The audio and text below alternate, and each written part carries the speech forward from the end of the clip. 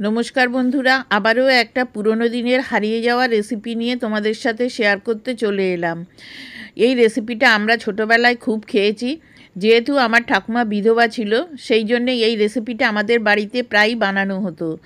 দেখেই বুঝতে পারছো এটা একটা পাতুড়ির রেসিপি। অসাধারণ খেতে হয়। একবার বাড়িতে বানিয়ে খেলে যে কেউ এটার প্রেমে পড়ে যাবে। সময় সাপেক্ষ হওয়ার জন্য আজকাল আমরা এইসব পুরনো দিনের রেসিপিগুলো প্রায় খাইই না, কিন্তু বিশ্বাস করো বন্ধুরা, আজকের এই রেসিপিটা বা এই পাতুড়িটা করতে একদম কিন্তু বেশি সময় লাগবে না। অল্প সময়ের ভেতরে ঘরে থাকা উপকরণ দিয়ে এই পাতুড়িটা তোমরা বানিয়ে ফেলতে পারবে। আর এই রকম একটা পাতুড়ি থাকলে কখন যে তোমার ভাত নিমেষে শেষ হয়ে যাবে সেটা তুমি বুঝতেই পারবে না। অতএব ভিডিওটা শেষ পর্যন্ত দেখো এবং কিভাবে এই পাতুড়ির রেসিপিটা বানিয়েছি।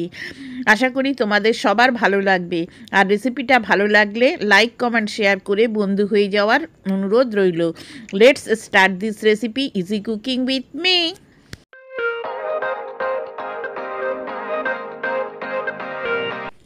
আজকের এই রেসিপিটা বানানোর মূল উপকরণ হচ্ছে লাউ পাতা আর পনির। এই পনির আর লাউ পাতা দিয়ে আজকে আমি পাতুড়িটা বানাবো। এই পাতুড়িতে শুধুমাত্র লাউ পাতার পাতাগুলো লাগবে। আমি ভালো করে ধুয়ে জল ঝরিয়ে নিয়েছি। আর পাতাগুলো দেখো কি ফ্রেশ। আমাদের পাশের বাড়িতে একজনের লাউ গাছ আছে, সেখান থেকে আমাকে এই পাতা কতগুলো ডগা দিয়েছিল। আমি এখান থেকে বেছে বেছে বড় সাইজের 4-5টা পাতা প্রথমে এখান থেকে আলাদা করে রেখে দিচ্ছি। এগুলো পরে আমি ব্যবহার করব। 4-5টা আলাদা করে রেখে দিলাম। এবারে এই সব পাতাগুলোকে এরকমভাবে একটুখানি এক জায়গায় করে নেবে। আমি ঠিক যেভাবে করছি দেখো, ঠিক এইভাবে করে নেবে। নিয়ে এরকমভাবে একটু রোল করে নিয়ে এই ডাঁটাগুলো এরকম ছোট ছোট করে কেটে দেবে।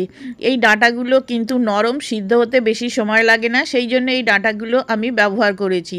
আর খুব ছোট ছোট এবং ঝিরঝির করে এই লাউ পাতাটাকে এরকমভাবে কেটে নিতে হবে। দেখো ঠিক এইরকমভাবে আমি কেটে নিয়েছি। এবারে এইগুলোকে একটা বাটির মধ্যে নিয়ে নেবে। বাকি যে কটা ছিল সে কটাও এই একইভাবে কেটে নিলাম। এবারে এর ভেতরে আমি প্রথমে একটুখানি লবণ দিয়ে দেব।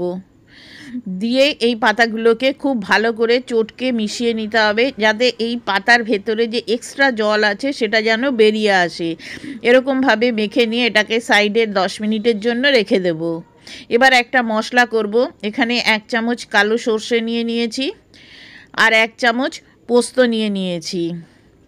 নিয়ে এটাকে প্রথমে শুকনো একটুখানি গুঁড়ো করে নেব, তাহলে কিন্তু খুব ভালো পেস্ট হবে। দেখো এরকমভাবে আমি গুঁড়ো করে নিয়েছি। এবারে এখানে আমি 2 চামচ মতো ডেসিকেটেড কোকোনাট দিলাম। তোমরা ইচ্ছা করলে ফ্রেশ কোকোনাটও ব্যবহার করতে পারো। আর 4-5টা কাঁচা লঙ্কা দিলাম। ঝালটা তোমরা তোমাদের পছন্দ মতো বা বুঝে দেবে। আর অল্প একটুখানি জল দিয়ে এটাকে একটা পেস্ট বানিয়ে নিতে হবে। তবে খেয়াল রাখবে খুব বেশি যেন পাতলা না হয়ে যায়।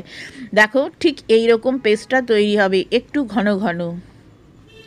এবার এটাকে একটা বাটির ভেতরে ঢেলে নিচ্ছি। সবগুলো একটা বাটির ভেতরে নিয়ে নিলাম। এবারে এখানে যে 50 গ্রাম মতো আমি পনির রেখেছিলাম, এই পনিরটা এখানে এরকমভাবে ছোট করে গ্রেট করে দিতে হবে। আগেকার দিনে পনিরটা খুবই চল ছিল না, তার পরিবর্তে ছানা তৈরি করে সেটা সম্পূর্ণ জল ঝরিয়ে এখানে ব্যবহার করা হতো। এবারে এর ভেতরে স্বাদ অনুযায়ী লবণ দেবে। শাকেও কিন্তু লবণ আছে, দেখে দেবে। প্রথমে অল্প দেবে। 1 চামচ মতো চিনি দিয়ে দিলাম, যেহেতু নিরামিষ রান্না। 1/4 টিস্পুন থেকে একটু কম হলুদের গুঁড়ো দিয়ে দিচ্ছি। আর 1/2 টিস্পুন মতো কাশ্মীরি লাল লঙ্কার গুঁড়ো দিয়ে দেব। দিয়ে এবারে এই সমস্ত উপকরণগুলো খুব ভালো করে মিশিয়ে নিতে হবে। দেখো সবগুলো এরকমভাবে মিশিয়ে নিয়েছি। এবারে এখানে যেহেতু পাতুড়ি সর্ষের তেল ব্যবহার করেছি 3 টেবিল চামচ মতো, একটু বেশি তেলটা কিন্তু পাতুড়িতে লাগে। দিয়ে আবারও এটাকে ভালো করে মিশিয়ে নিচ্ছি। নিয়ে এবার এটা একটা সাইডে রেখে দিলাম। 10 মিনিট হয়ে গেছে। 10 মিনিট পরে দেখো ঠিক এরকমভাবে চিপড়ে পড়ে এই পাতা থেকে যে জল আছে সেটা বেরিয়ে যাবে। এরকমভাবে চিপে পাতাগুলোকে ব্যবহার করতে হবে। সবগুলো পাতা এরকমভাবে চিপে নেবে। দেখো কতটা পরিমাণে জল বেরিয়েছে। সবগুলো এরকমভাবে দিয়ে দিলাম এর ভেতরে। বন্ধুরা, আজকের এই রেসিপিটা তোমাদের এখনো পর্যন্ত কেমন লাগছে সেটা কিন্তু আমাকে জানাতে ভুলো না। এবারে সবগুলো খুব ভালোভাবে মিশিয়ে নিতে হবে। দেখো সবগুলো মেশানো হয়ে গেছে। এবারে একটা বড় লাউ পাতা নেবে, নিয়ে এই ডাঁটাটা ফেলে দিতে হবে, কারণ এই ডাঁটাটা লাগবে না। এবারে এর মাঝখানটায় যে মিক্সচারটা বানিয়েছি সেই মিক্সচার থেকে পরিমাণ মতো এর পাতার ওপরে দিয়ে দেবে, একটু চেপে চেপে এরকম দেবে। দিয়ে ওপর দিকে পাতলা করে কেটে রাখা একটা পনির দিয়ে দিলাম, আর দিয়ে দেব অর্ধেকটা করে কাঁচা লঙ্কা। এটা দেখার সুন্দরের জন্য, বা যাই ঝাল খাবে তখন সে এটাকে খেয়ে নেবে। একটু করে উপরে দিয়ে একটু সর্ষের তেল দিয়ে দেবে। দিয়ে এবারে এই পাতাগুলোকে ঠিক এইভাবে মুড়ে নিতে হবে। কি বন্ধুরা, দেখে মনে হলো যে আজকের এই রেসিপিটা খুবই কঠিন এবং সময় সাপেক্ষ? একদমই না। এটা একদিন বাড়িতে বানিয়ে খেও, যাকে খাওয়াবে সেই তোমার প্রশংসা করবে। ঠিক এইভাবে এবারে সবগুলোকে আমি মুড়ে নিচ্ছি। দেখো ঠিক এরকমভাবে মুড়ে নেবে। আমার চ্যানেলে আরও অনেক এরকম নিরামিষ রান্নার রেসিপি দেওয়া আছে, লিংক নিচের ডেসক্রিপশানে দিয়ে দেবো, সেখানে ক্লিক করেও তোমরা এই রেসিপিগুলো দেখতে পারো।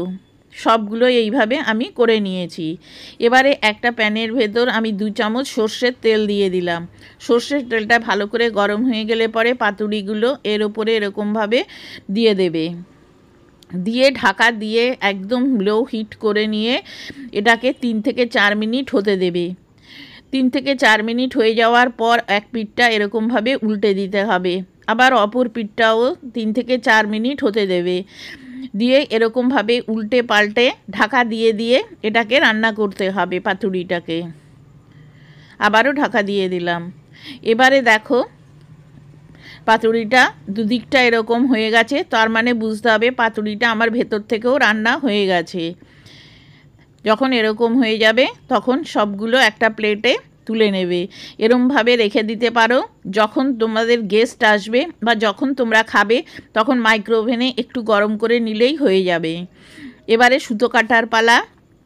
এবারে এরকমভাবে একটা দেখিয়ে দিচ্ছি, সুতোটা কেটে নেবে। সার্ভ করার কাউকে যখন সার্ভ করবে তখনও কিন্তু এই সুতোটা কেটে দেবে, এরপরে কিন্তু এটা আর বেরোবে না বা খুলেও যাবে না। দেখো ওয়াও, কত সুন্দর এরকম খেতে হয়েছে। আমি কিন্তু এটা তোমাদের দেখিয়েছি এরকম, কিন্তু একবার বানিয়ে খেয়ে দেখো কেমন হয়, আর বাড়িতে বানালে কেমন খেতে হয়েছিল সেটা কিন্তু আমাকে জানাতে ভুলো না। পুরো রেসিপিটা যদি ভালো লেগে থাকে তাহলে আমার চ্যানেলকে সাবস্ক্রাইব করে বন্ধু হয়ে যাওয়ার অনুরোধ রইল।